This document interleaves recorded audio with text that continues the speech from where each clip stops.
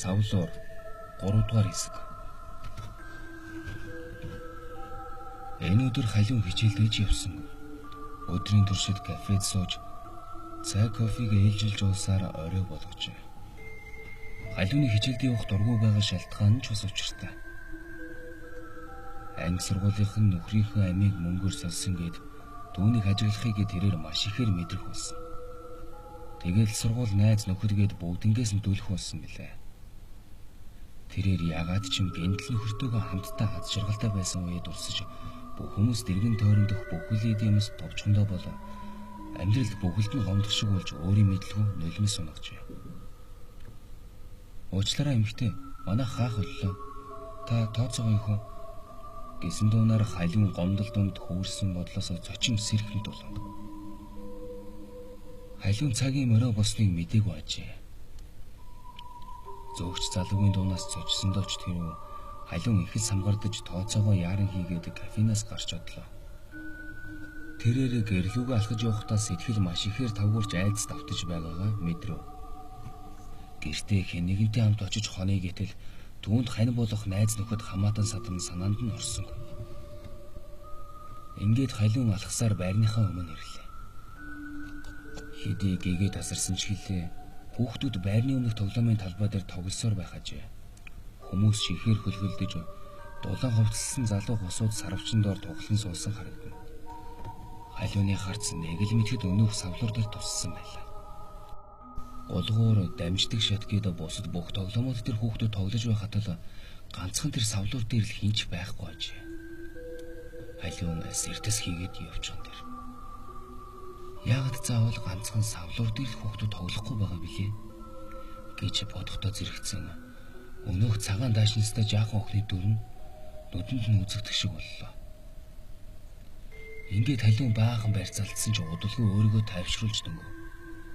Тэгээд энэ савлуур дээр удахгүй энэ олон хүүхдүүдийн ядаж нэг нээж тоглоно гэж найдан хүлээлээ. Тэр хүлээгээд л байв. Гэвч савлуур дээр хинж ирэхгүй байсараа өнөөх олон божигнолтон тоглож байсан хүүхдүүд цөм гэр гэртээ орцгоочихсон дэр. Халиун юмыг аж мэдхүү гэсэн арцаар эдгэр хүүхдүүдийн дунд өнөөх хар хүүхэлдээ сувжилсан охиныг хайсан боловч байсангүй. Айлуудын асаалттай гэрлүүд цөөрсөөр байрны өмнө эл хул болж ирлээ. Халиуны харц гудамжны гэрэлд дүнсийн харагдах хэлбэр муутай өнөөх савлуур дээр туссаар байснаа гэнтэл өөрийнхөө эргэн тойрныг ажиглалаа. Тэнгэр минь, тийм халиун өөрийн ирэхгүй ийхүү уулга алдхан тэр. Өөрийн ирэхгүй ийхүү уулга алдхан тэр. Учир нь түүний эргэн тойронд хинж байсангүй. Түрүүний тоглож байсан хүүхдүүд холхиж байсан залуус тэр цаахан талд гэрлэн ёлтолцож байсан машин өнөөх сарвчин доор сууж байсан залуу хосоод хүртэл цөм ормөргүй алга болчихжээ. Халиун хашгирмаар хин нэгнийг дуудмаар босон ч биеэ барьж чадлаа. Нэг л мэтгэд айж сандарсан халиун гэртээ орчихсон байв.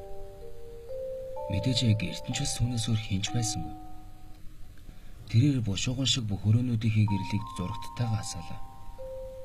Жаахан тайвшир. Халиун зурагтынхаа дууг нэлээд чангалж орхиод угаалгын өрөөрөөгөө очиж усанд орлоо. Энэ үедээ халиун хөдөө байдаг хөгшин настай аав ээж дээрээ очие гэж бодов. Хот хэдий сайхан ч ганцаардал түүнээс илүү амьжигтай байгаа учраас тэрээр хөдөө явахаа бараг л шийдчихэн тэр.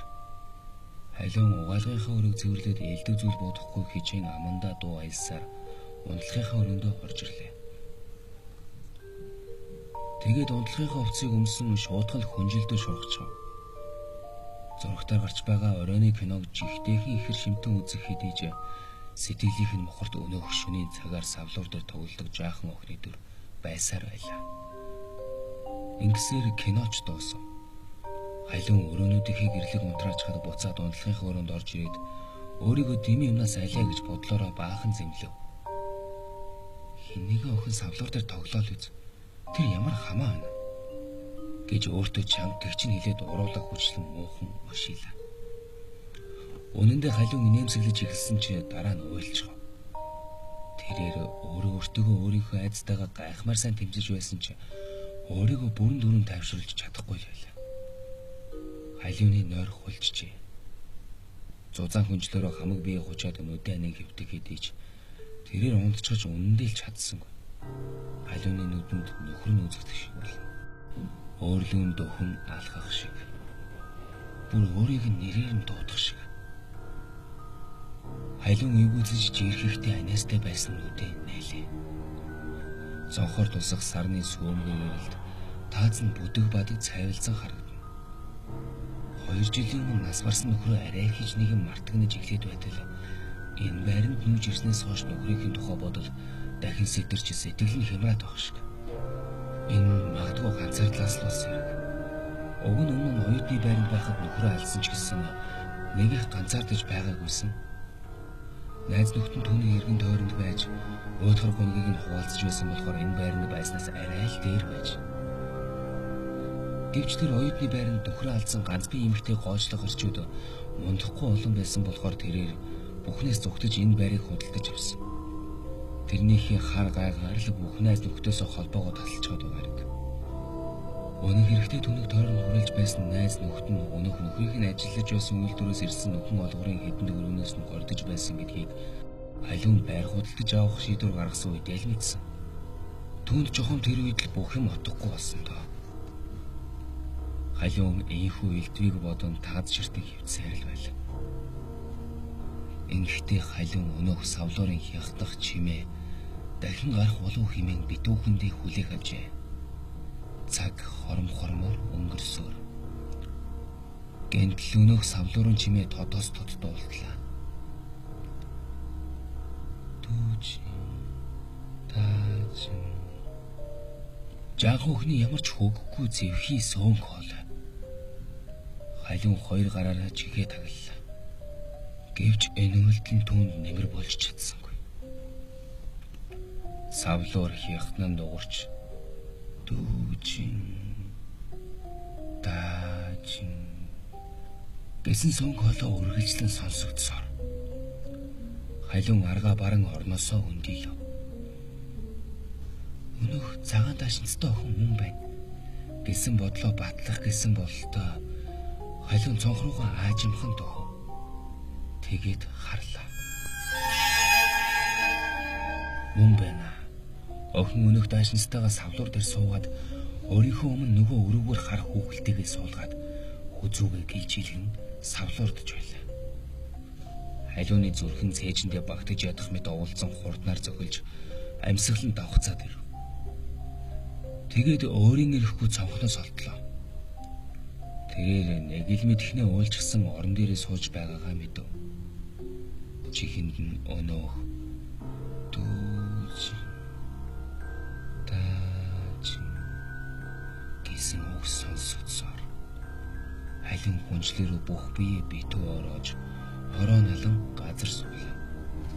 Тэгтэл нэг их удалгүй савлуурын хягтах чимээ дүүж тааж гэдэг үг сонсогдохоо болчихсон тэр. Охин савлууртгаа болчихлоо. Одоо аль орц руу орох вэ?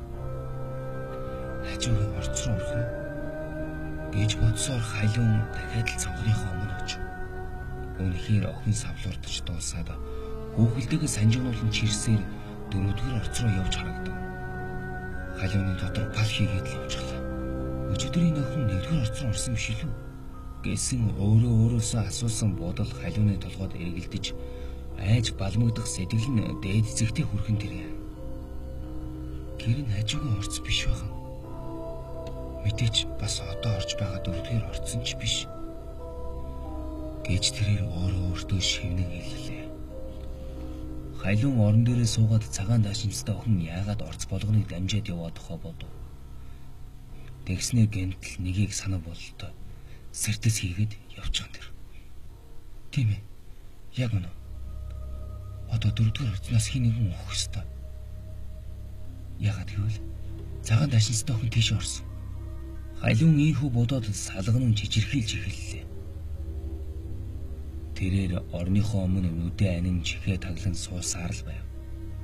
Гэнтэл хэнийгэн эмхтэй хүн муухай хашгирч дараа нь ямар нэгэн хүнд зүйлийн бид хийн газар унах чимээ гарлаа. Халуун энэ бүхнийг сонсоогүйд тооцсон чихээ таглан суусаар л байв.